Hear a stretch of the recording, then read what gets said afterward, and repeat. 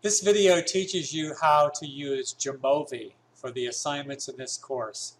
You can also use Jamovi for your projects.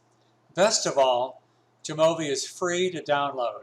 It works much the same as SPSS, which is a very expensive program typically provided to college students for free, but only on campus. Knowing you might want to use a statistics application while not on campus, I looked for free options and Jamovi seems perfect. Go to jamovi.org and download the solid version for either Mac or Windows. Many of you have a Macintosh, so you'll choose this DMG file. If you cannot get it to work, please let me know right away because there's another free cloud-based option that my students have used in the past using a free account.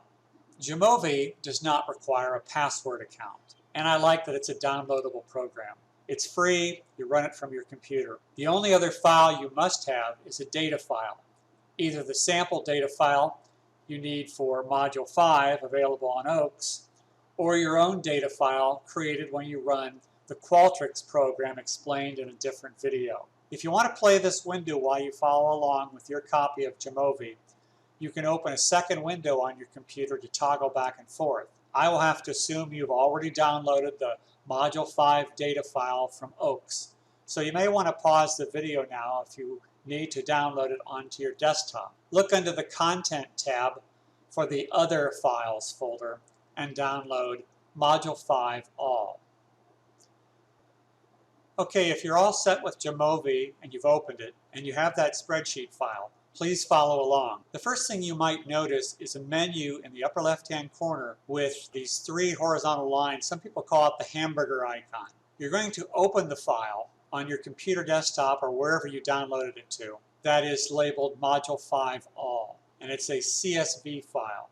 CSV stands for comma-separated values, and it's one of the spreadsheet formats. Avoid the import option. Use Open instead. Click on Browse and get yourself to your wherever you have it. Mine's on the desktop. I'm using Windows. I click on Module 5 All and Open. The data loads into a sliding frame where you can look at all your data. You can also scroll through the data using the bottom bar. In this particular instance for Module 5, you don't really need to know what's in the data except that it's made-up data. It's just for demonstration purposes. And there are really only 5 variables. Fear of public speaking, experience public speaking, your education in rank ordered, your age, and the gender. And these are coded from 1 to 100 on the first 2 variables randomly, and education 1 through 6. And gender is coded 1 and 2, where 1 equals male and 2 equals female. All the other variables are the same 5 variables repeated, just for another 39 people. Normally my classes are under 40 people. I should say this before I forget. Module 5 is not intended to torture students, but your projects, an important part of your grade, must report descriptive information and statistical tests. Module 5 shows you how. You'll get a module grade for practicing, and then later it will make your paper better. That said, your method section must report the mean, standard deviation, and the range. And the range is comprised of the minimum and maximum values that determine the range for each of your interval level or ratio level measurement data. You have to use numbers to describe your sample, for sure, but also to describe the responses you got when you measured your own variables. In Jamovi, it is the Exploration tab that gives you descriptive access. So I clicked on Exploration and Descriptives, and you'll notice that the split screen allows me to see the results over here on the right, and then on the left I can choose options. Some of the options that they choose for you are wrong. We're just using mean and standard deviation. They have median checked by default. Notice when I unclick that, the box over here shrinks that. In your actual project, you might have missing data. In the upper right-hand corner, you'll notice that missing values are denoted by either a 9 or a 99 or a 999, depending on the width of how you recorded the variable. In this particular exercise for Module 5, we don't have missing data, so we can unclick that. You do need to have standard deviation, so I'll turn on that box. You might be tempted to think that the range button should also be checked. But range is simply the difference between the maximum and the minimum, and it doesn't communicate where the range started and ended. So use minimum and maximum instead of the range value. Let's do an example. Of these 5 variables, only 4 of them are interval level. Gender is nominal level or categorical variable. The others are continuous. To complicate things further, education is ranked. So it's a number, it could be continuous, or it's also a category, it could be nominal. And we'll use it both ways in this example. I'm going to move the first 4 variables to the variables box. And magically, the answers appear here on the right. If I clicked on gender and moved it over, it would dutifully report that the average gender was 1.43, which is nonsensical, and the gender ranged from 1 to 2, when really you have male and female. So I'm going to back that one out of there and use a different process to describe gender. If I click on exploration and descriptives again, it gives me a new box, and I can turn off mean, median, minimum, maximum, missing. It just tells me if I were to drag gender over there that I had 30. What does that do for me? Well, one of the options on the left is to click on frequency tables. And that's what we really want to see for male and female. There were 18 males and 12 females, and the percentage split was 60-40. The other part of Module 5 is to practice some analyses. And there are 3 that I have you practice, but there are 4 different analyses covered in Chapter 12 in your book. Let's walk through that. On the left-hand side, we're going to go to Analysis, and we're going to start with the easiest one. It's called Correlation, and it's not one of the options up here, but if you click on Regression, Correlation Matrix is an option. And again, on the right-hand side, a blank correlation matrix pops up. In the module, you're asked to take your independent and dependent variable. In this case, we're practicing with fear of public speaking. That's the dependent variable. Experience public speaking is the independent variable. Are they correlated? Just by moving them to the right, you see the answer down in the bottom. Now, when I say the answer, this is fake data, randomly generated. So to say that there's a correlation of R equals 0.18 and that the probability of a type 1 error is almost 35% has no meaning, but it is something you report when you do a correlation.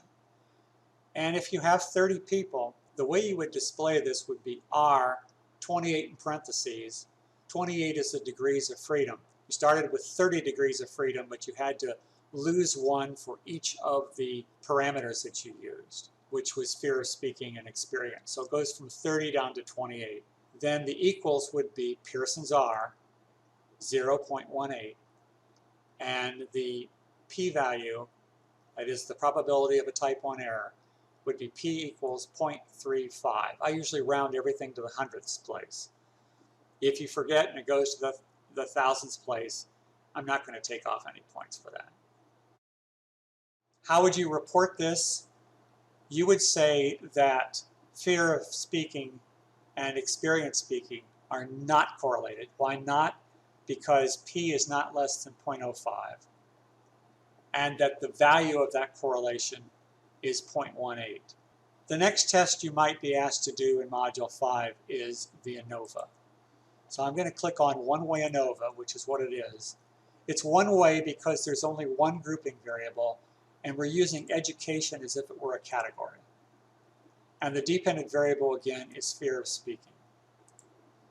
And you have to change the equal variances from Welch's, which is when the variances are not equal, to Fisher. Fisher is the one that we use most often. If you're curious how you would know whether to use Fisher or Welch, you can click on the equality of variances box. As long as P is greater than 0.05, you use Fisher. If it was less than 0.05, you would use Welch's. This particular box has a way of reporting it. The degrees of freedom are still in parentheses, but now there's a comma separating them. So it would be F 5, 24 equals 1.31. P is equal to 0.29. The 0.29 tells you that the sentence should be that education has no effect on fear of speaking. If it did, then you would be able to report where the differences were. If you need a descriptive table of all those variables, you can ask for it, but you really don't need to do that for the module activity. And you don't need to run the equality of variances test. You can just assume that it's going to be Fisher's ANOVA. The next one that I'm going to ask you for in the module, the last one actually, is the t-test. Because you're going to compare males and females, we use the independent samples t-test. That's because males and females are independent of each other.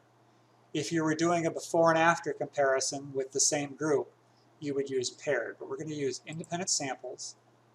Your grouping variable is gender, and your dependent variable is fear of speaking. And in this case, you do need to have descriptive data, so you need to collect the descriptives box. There's everything you need to complete the module. You have the values for the mean and standard deviation. You have the mean is 65.33 and the standard deviation is 27.17. That's for the males. And if you compare that to the females, it looks like the men are 10 points higher on that. Now, is this a significant finding? How would you look? You would look at the p-value and see that 0.26 is not less than 0.05.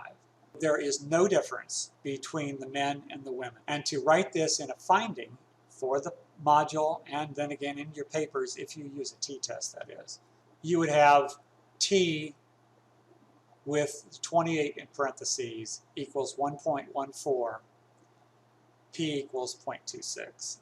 You don't use all three of these practice tests in your project, but you do in the module. Before we leave, I'll show you one more test. This is if you did a study where all of your variables were nominal. And that test is called chi-square. It's not listed on the menu bar, but it is a frequency test. And you're looking for chi-square test of association. So it's going to create a contingency table. Let's say that you put the gender as your column headings, and let's treat education as a categorical variable as your rows. With chi-square, there's a distribution that you would think would be equal if there was no difference. So this is another difference test. To report this one, it would be chi-square degrees of freedom equals 5 equals 3.17, p equals 0.67. It's the 0.67 that tells you there really is no association between education and gender, which honestly makes good sense. I think Jamovi is a good program for accomplishing Module 5 and to use in your projects, and I hope it works for you. If it doesn't, let me know. The nice thing about having this video is that if you got lost at any step, you can just watch this video again and again. See you next time.